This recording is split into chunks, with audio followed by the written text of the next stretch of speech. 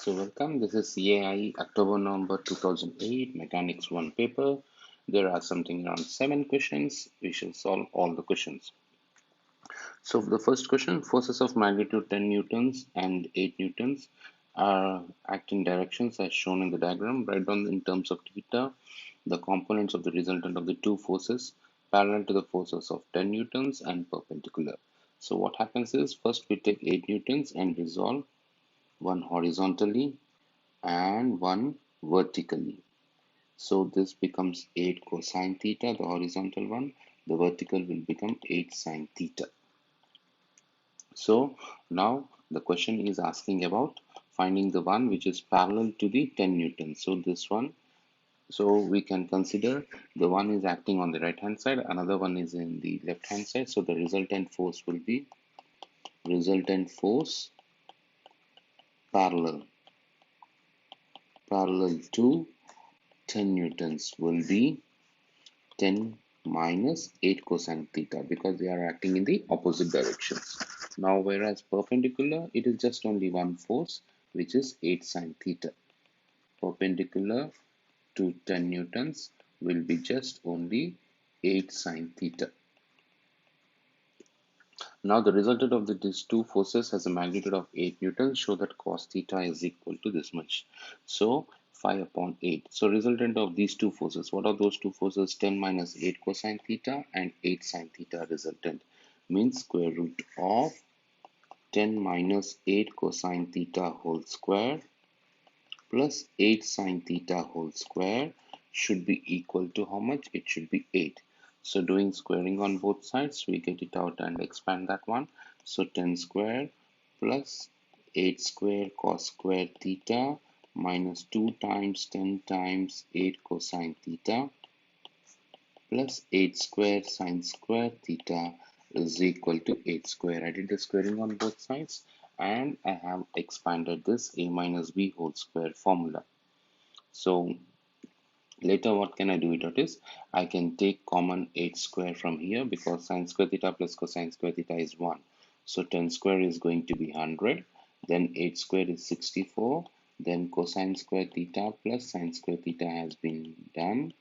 So a 64 has been taken common, so I get cosine square theta plus sine square theta minus 160 cosine theta, 160 cosine theta is equal to 64.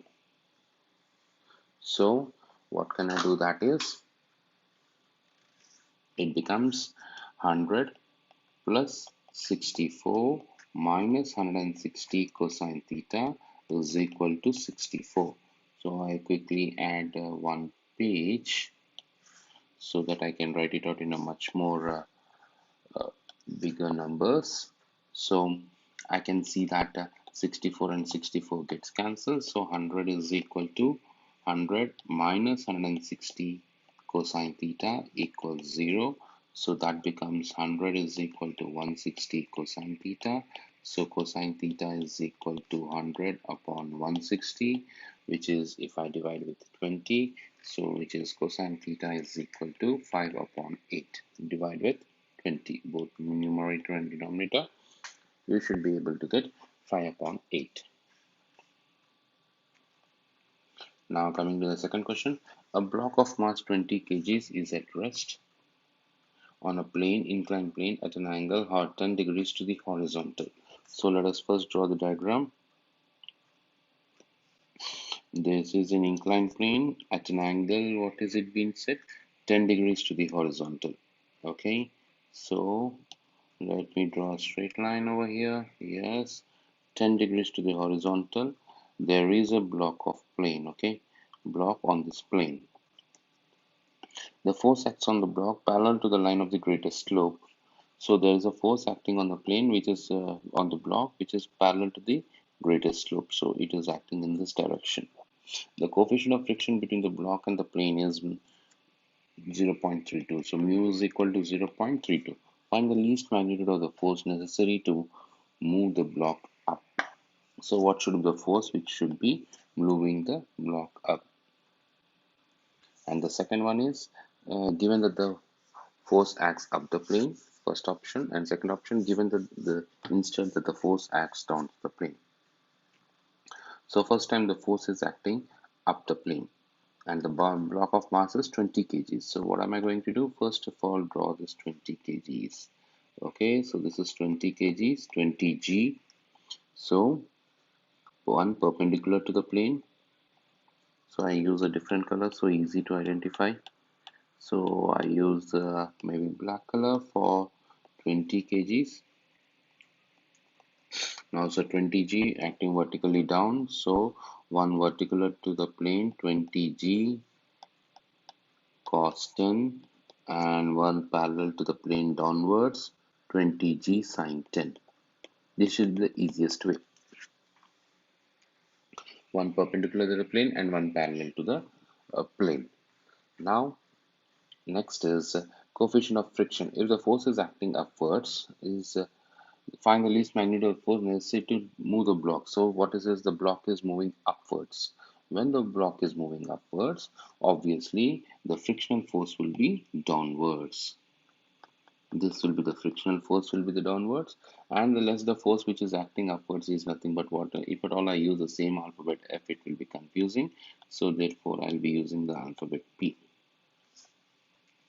So first option, the force acts up the plane. So what we have to write it out is, we have to use a standard concept over here every time. What is the standard concept? Forward force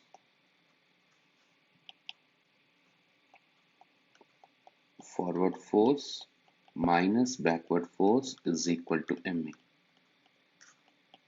Forward force minus backward force is equal to ma. So the forward force is nothing but what? P. And the backward force is nothing but what? The frictional force Ff minus and 20g sine 10 should be equal to 0. It is about to move, so therefore should be equal to 0. So therefore forward force is P is equal to frictional force plus 20g sine 10.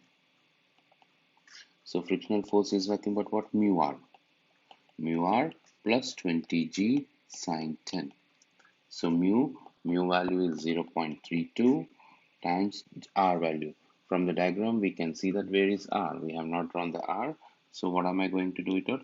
I am going to mention r over here. R is this one, r. So r is equal to 20g cos 10. So substitute over here 20g cos 10 plus 20g sin 10. So simplify this one. This should be something around what is this? If at all I can continue to add that one, 20 times g times sine 10 and 0.32 times 0.32 times 197. So 197 gives me, if I take the calculator quickly, I take a calculator and try to simplify this one. So I pull up a calculator, I'm pulling up a calculator, then I try to multiply 0.32 with 197, which gives me 63, and 20 times g times sine 10. I do that one, 20 times g times sine 10. This should be giving me that finally answer. I'm writing it out, 97.8. In three significant figures, 97.8. Now, that is the first part of the question. Coming to the second part of the question. What is the second part of the question? Given instead that the force acts down the plane. Now, force is acting down the plane. In that case, what will happen? So, let us quickly copy the diagram. This is the diagram. Add a page. Force is acting down the plane. So, this force, instead of acting upwards, it is acting down the plane. So this force P doesn't over here, so it is acting down the plane P. So in that case, as it is acting down the plane, the frictional force will change its direction and it will be no more in the downward direction, but the frictional force will be acting in the upward direction because opposite to the motion of the body. Frictional force will be always opposite to the motion of the body. Then again we go for that concept. Forward force minus backward force is equal to ma. Forward force minus backward force is equal to ma. The forward force is to P plus 20g sine 10 should be minus backward force, which is frictional force, should be equal to ma because it is about to move. So there is no acceleration, should be equal to 0. So from there, what am I going to do? I'm going to get the value of P, which is frictional force minus 20g sine 10. So frictional force was nothing but what? Mu r minus 20g sine 10. So mu is 0.32 and r is 20g cos 10 minus 20g sine 10. When I simplify these values by using the calculator in three significant figures, I am going to write the answer as 28.3 newtons. That's going to be the answer for the second question, second part. Now coming to the third question. A car of mass 1200 kgs is traveling on a horizontal straight road and passes through a point A with a speed of 25 meters per second. The power of the car's engine is 18 kilowatts and the resistance of the car motion is 900. Find the deceleration of the car. So again, forward force minus backward force is equal to ma. So most of the questions in M1 will be based on 2 to 3 questions will be based on this simple concept: forward force minus backward force is equal to ma. The forward force is F minus backward force is the resistance of motion, which is 900, is equal to ma. The mass is 1200 times A. Now, when this forward force, because it's the power of the engine, so we can say it is a driving force dF. dF in this case nothing but what? Driving force. How can I get a driving force? Driving force is nothing but power minus by velocity. Minus 900 is equal to 1200 A. So what was the power? 18,000, because 18 kilowatts. So 18,000 divided by velocity is 25 minus 900 is equal to 1200 A.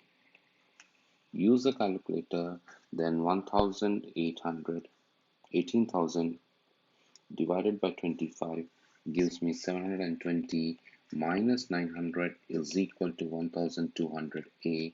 So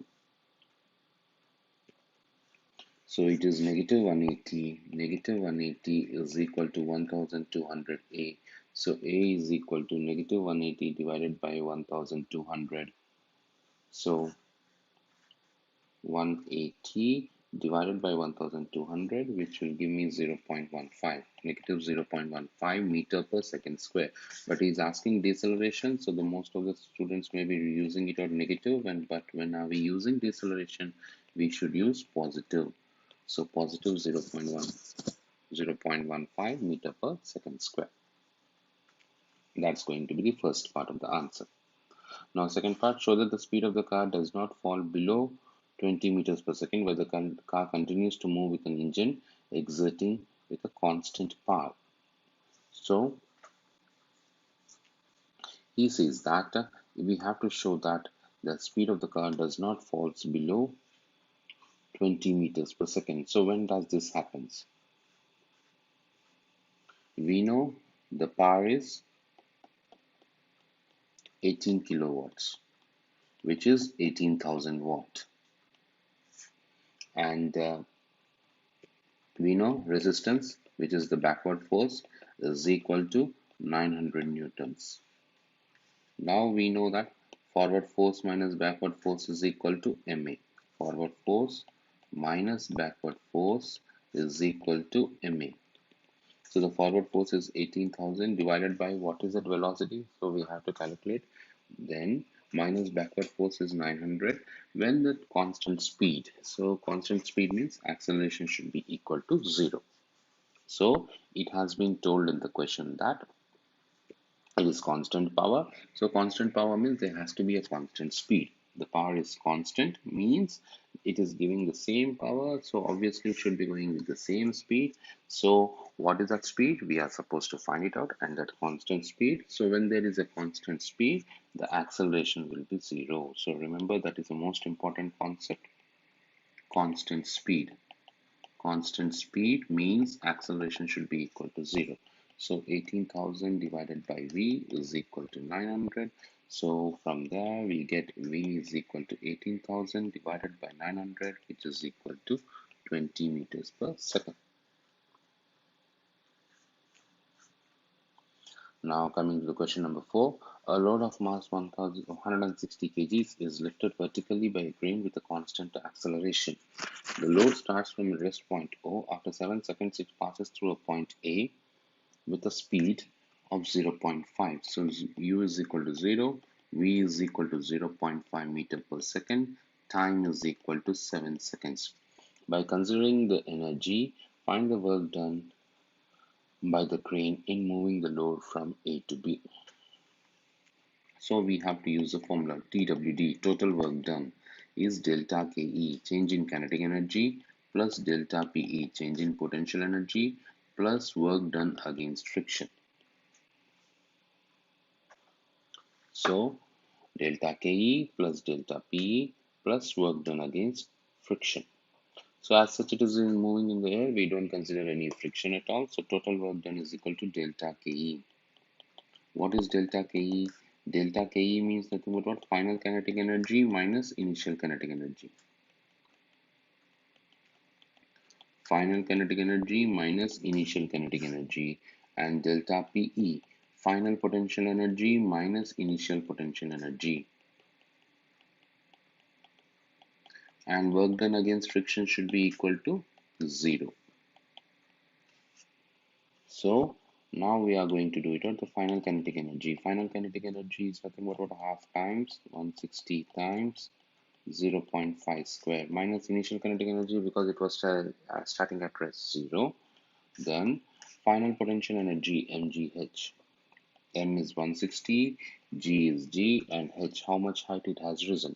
So we have to know how much height it has risen. So we have to going to use the formula to find it out the distance, how much it has done. So distance is equal to average velocity times time. So average velocity is 0 plus 0.5 by 2 times 7, which should be equal to 1.75.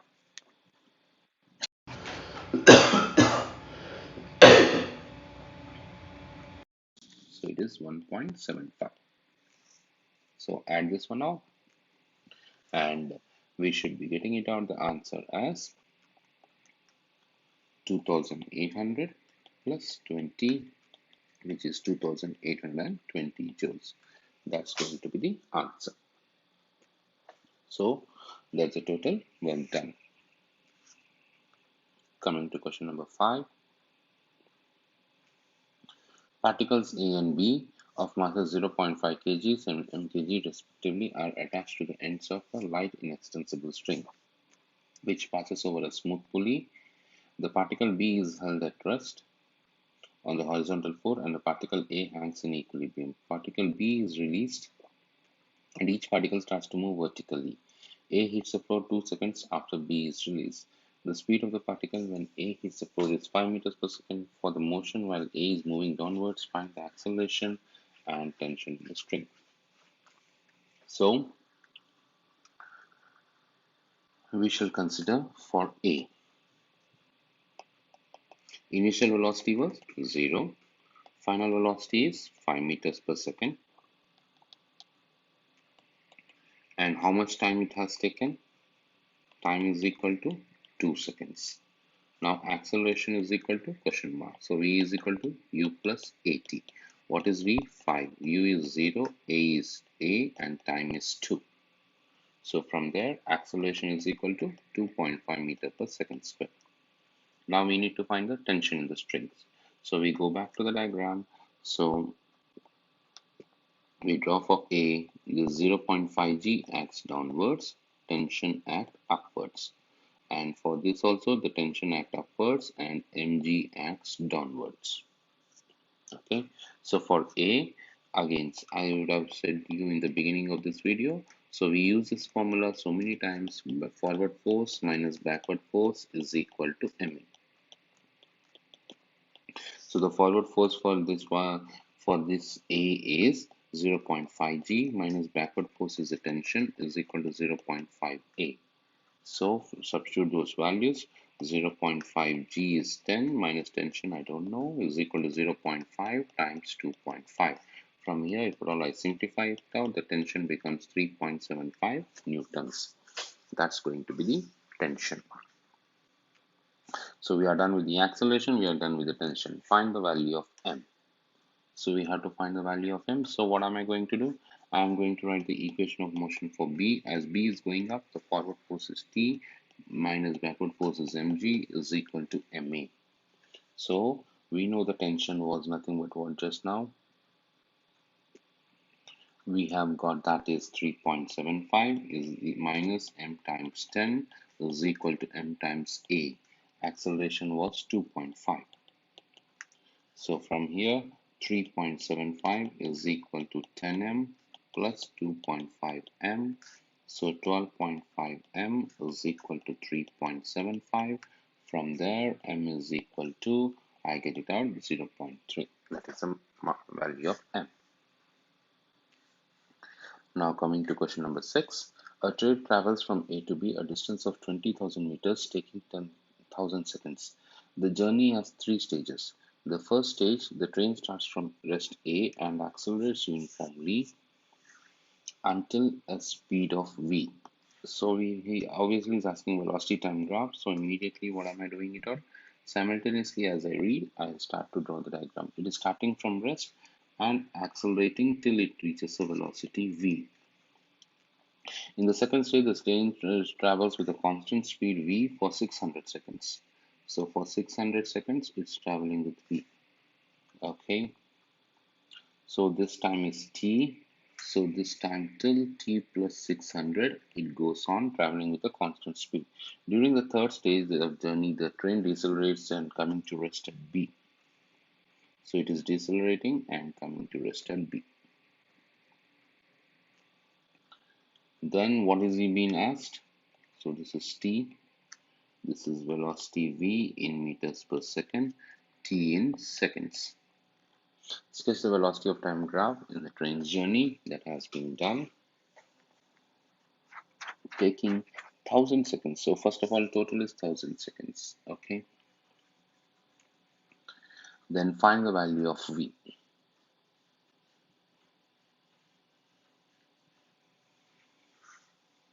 So, and the total distance is 20,000. So what are we going to do it on? We have just done the question before. Distance is equal to average velocity times time.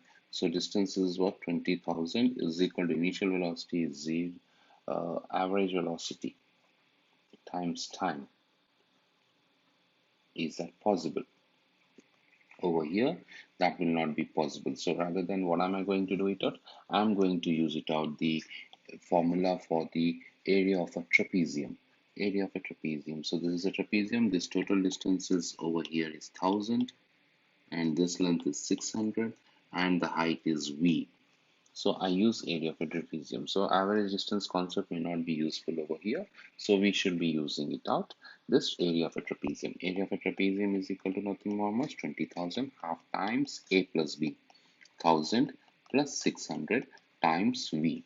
So this should be giving me the value of v. So 20,000 is equal to 1600 upon 1600 upon 2 times v. So 800 v is equal to 20,000.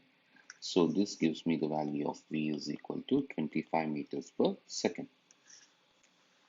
Next, that's done. Train velocity time graph done. Velocity v done. Given that the acceleration of the train during the first stage is 0.15, find the distance traveled by the train during the third stage of the journey. So we have to find what is the distance traveled in the third stage of the journey. So first stage,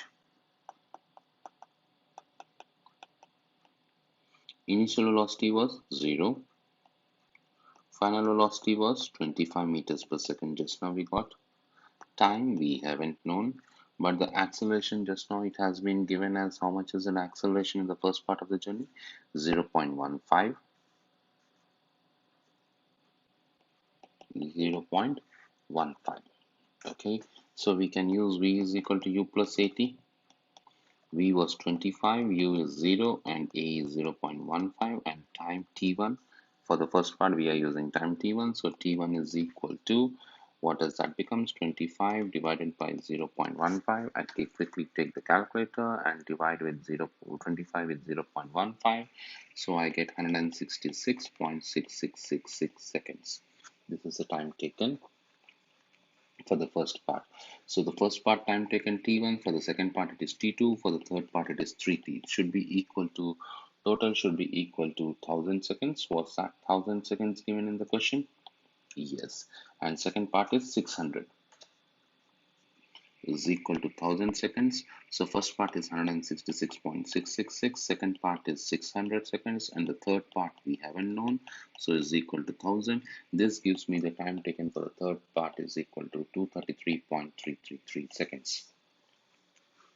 So I got the distance, the time for the third part. Now I need to know the distance for the third part. So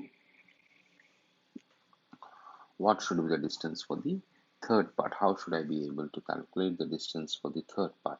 So over here, what I can do it out is, as in the beginning we thought, average velocity times time. That will be the easiest formula to find it out. The, what is this? The distance traveled. So distance is equal to, initial velocity was 25 and the final velocity is nothing but what, 0, because it is coming to rest, divided by 2 times time is nothing but what, 233.333. So when I simplify this one in 3 significant figures, 2920 meters, that's going to be the answer. So average velocity times time. It's not compulsory that every time this formula works. Sometimes we have to use it or the formula for area of a trapezium. And coming to the last question, a particle P is held at rest at a fixed point O and then released. P falls freely under gravity until it reaches a point A, which is 1.25 meters below O. So let it be this one. Let this point is O. From here it falls down, and this point is A. This distance is 1.25 meters. Find the speed of P at A and the time taken to P to reach A. So this is a pretty straightforward question. Initial velocity is 0, final velocity has been asked. It is falling under gravity, acceleration due to gravity will be g, and distance is equal to 1.25 meters. So final velocity is being asked. So we use v square minus u square is equal to 2as. V square minus 0 square is equal to 2 into a is nothing but what, g, which is 10, s is nothing but what, 1.25. So from there v is equal to square root of 2 times 10 times 1.25. This should be giving me the answer as 5 meter per second. Now, what else has been asked, and also the time taken to reach this one. So once time is v is equal to u plus 80. So 5 is equal to u is 0 plus a is 10 and time t we have to calculate. So that gives me t is equal to 0.5 seconds. So now coming to the next part. What is the next part? It says the particle continues to fall, but now it's in downward acceleration t seconds after passing through A is given by 10 minus 0.3 t meter per second. So acceleration is given by 10 minus 0.3 t meter per second square. Acceleration means it is understood that its velocity keeps on increasing. Velocity at this point A was 5 meters per second, so the next velocity will be 5 plus something. So what will be that velocity? So in order to calculate that velocity, we need to do the integration. So integration of this one, 10 minus 0.3 t dt. So velocity is equal to 10t minus 0.15 t square plus c. but c will be nothing but what, this plus 5, because the initial starting point is nothing but what, 5. So we can just substitute t equal to 0. At t equal to 0, the velocity was 5. So we can say that 5 is equal to 0 minus 0 plus c. So c is equal to 5. So what does that velocity becomes now? 10t minus 0.15 t square plus 5. Now, but I want to know the distance. In order to know the distance, what we need to do the integration of the velocity with respect to time. So integral 10t minus 0.15 t square plus 5 dt. So that becomes the distance is equal to 5t square minus 0.15 t cube by 3 plus 5t plus c. But as such, we know the duration is only 2.5 seconds. Why the duration is only 2.5 seconds?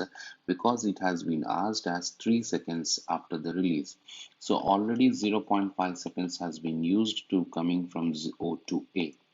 So the remaining time will be 3 minus 0.5, which is 2.5 seconds. So I know that the time is only for 2.5 seconds. When I know the limits, I need not consider the constant c. So that distance will be equal to, just continue to use 2.5 as the time, whole cube plus 5 times 2.5. So once again, because the total time given in the question was 3 seconds, but 0.5 seconds has been used to travel from O to A, so the remaining time is being should be used to calculate, which is 3 minus 0.5, which is 2.5 seconds. When I simplify this one, which is 42.97, but the total distance should be from O. So the total distance from O should be this 42.97 plus the initial 1.25, which gives me in three significant figures 42.44.2 meters. That's going to be the answer. So that completes the paper. See you in the next paper. Bye.